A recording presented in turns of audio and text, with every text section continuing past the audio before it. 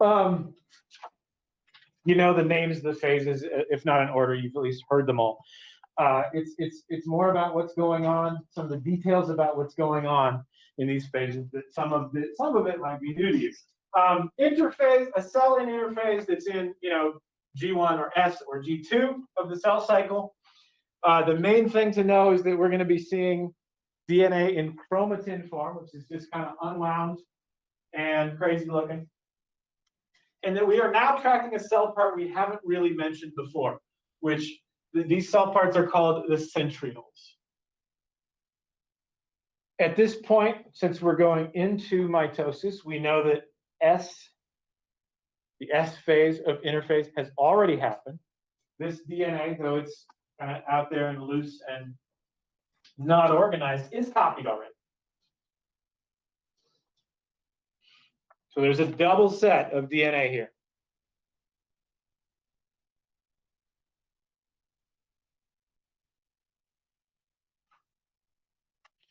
Remember, the other thing you got to do with DNA, if you're going to divide it in a complicated cell like a eukaryote, is you got to organize it. You got to pack it into those chromosomes. Well, that doesn't actually happen until the first phase of mitosis. And so one of the things going on, of many, there's 4 phases, right? The first and fourth are by far the busiest in mitosis. So the first one, which is called prophase, real busy. Chromatin condenses into chromosomes. We're drawing it while they're already condensed, but picture that, all that yarny stuff kind of collecting and organizing and winding into these X shapes. The centrioles start to move. They start to migrate to opposite ends of the cell, and they start building fibers between them. Those fibers collectively are called the spindle.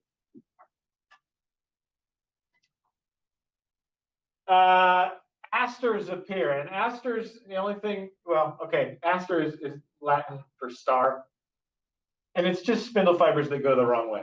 Notice the centrioles have some of these that are growing out the back. That makes a little star shape. That's called an aster. The nuclear envelope starts to disappear. It'll be gone by the end of prophase, and the nucleolus disappears. And the chromosomes start to migrate toward the middle. A lot going on here.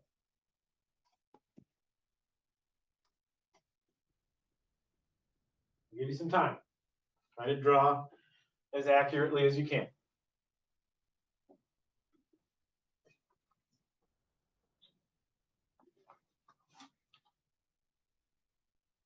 Remember, these chromosomes are purpose-built to split.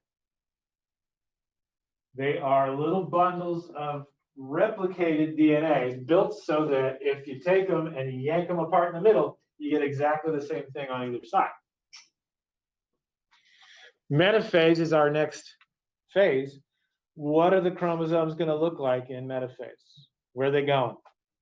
What's the most efficient way to take a bunch of duplicated chromosomes and split them all at once?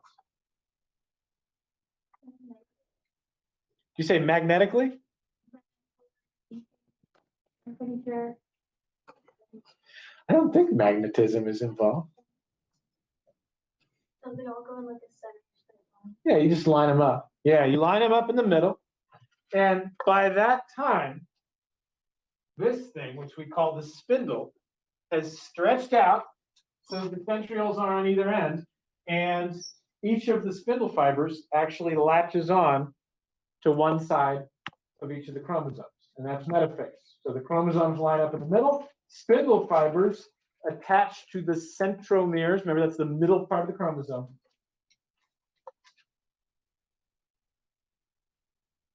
What are spindle fibers made of?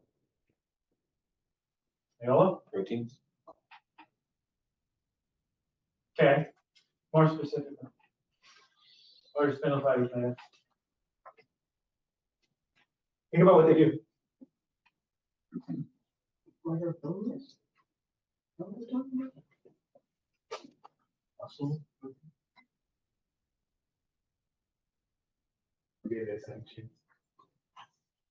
Microtubule. Remember? Microtubules move things across the cell. What's about to happen? You know where this is going, right? They're going to split, They're going to get yanked to either side of the cell. That's what microtubules do. They move stuff. Like tracks, the cell parts move on. Yep. Spindle fibers are microtubules. That's what they are. So, and understand that the names of these phases, us dividing this process up into 4 phases, is artificial. Like we made them up. So prophase lasts quite a while by our definition. Metaphase, not very long at all. It's only metaphase while they're lined up and everything's attached. As soon as there's daylight between the sister chromatids, it is now anaphase.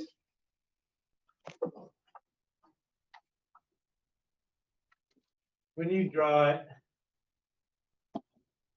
put in just a little bit of a dimple here in the cell membrane. Just a little bit of a crease.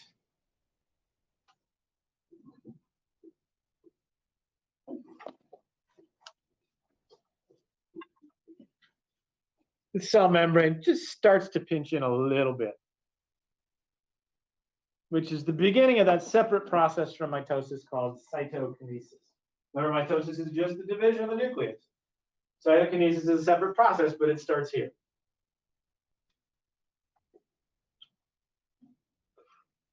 Questions so far? Everything make sense? You've seen this before. We're just throwing in a few more details and terms, I think. Prophase, metaphase, anaphase. Amanda. Go back to prophase. Sure.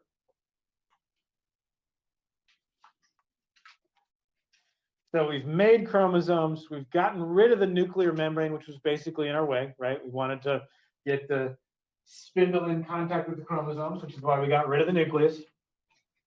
Condensed those chromosomes, lined them up, pulled them apart. What's next? Well, a bunch of stuff. Again, this is the first and fourth phases are by far the busiest. In telophase or telophase, we have sister chromatids continuing to move to opposite sides. We have the 2 new nuclear envelopes reforming. The nucleoli, those dense spots in the middle, those reappear. Chromosomes actually start to uncoil back into chromatin by the time this is over. And the spindle fibers and asters break down. Cytokinesis continues with the pinching in of the membranes.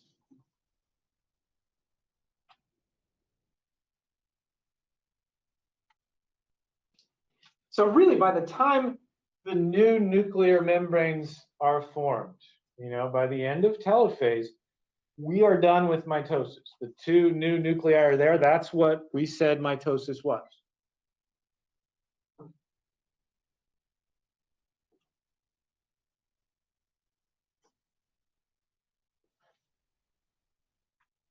But there is still one thing left to do, because generally the goal of this is to get 2 new cells. Not always. There are cells that exist with multiple nuclei, and so they go through mitosis without dividing their cell membrane.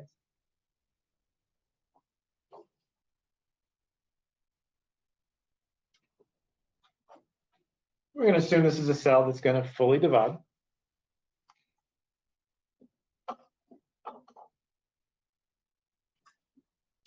So that's officially the end of mitosis. Any questions?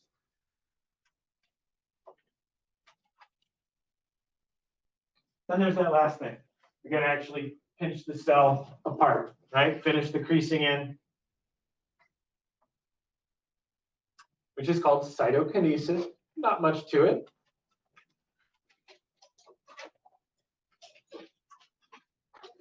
Sticker question number 2. What cell part is most involved besides the cell membrane in cytokinesis? In the, the butt-looking thing, forming and then finishing the pinching out. Can you give me the one answer? No. Microfilament. There it is. Oh, mixed up as one exchange. Yeah. Yeah, microfilaments. Remember, they're the ones that go all throughout the cell and that are anchored to the cell membrane on the inside. So when you pull on them, that's what changes the shape of the cell. So this is all microfilaments making this thing happen so that the cell separates and we get two separate cells. Remember, this started during anaphase, the creasing in, and in animal cells, this is very much what it looks like. Plant cells, of course, it's going to be a little different. Why is it going to be different in plant cells? They do have a membrane. They have a cell wall. So this is not nearly as malleable, as flexible as a surface as an animal cell has. And so in a plant cell, it looks more like, instead of pinching in, it looks more like sort of a hairline crack developing in the middle of that brick that is the plant cell. And eventually a new wall growing where that crack is and new membranes kind of forming. So different depending on whether we're looking at a plant or an animal cell.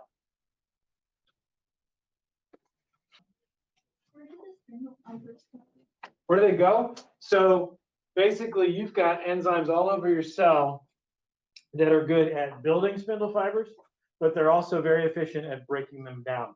They basically, and I'm remembering from the video I showed you, the secret, the inner life of a cell or whatever, that when microtubules break down, it's almost like they disintegrate like that, because those proteins all kind of line up in the tubes. So yeah, it's pretty easy to break microtubules down. Good question. Other questions? That's probably enough for today. Tomorrow we will look at a couple of real life sort of videos of mitosis happening in a real cell. It's a little less neat and clean, a little messier. We'll talk about why division even has to happen, why cells are so small, why you don't just grow bigger and bigger cells instead of constantly dividing them. And eventually we'll look at control of mitosis and what happens when that control is lost. For now, I'm going to give you a guided reading for chapter 10, which is where we are. This will be due Friday.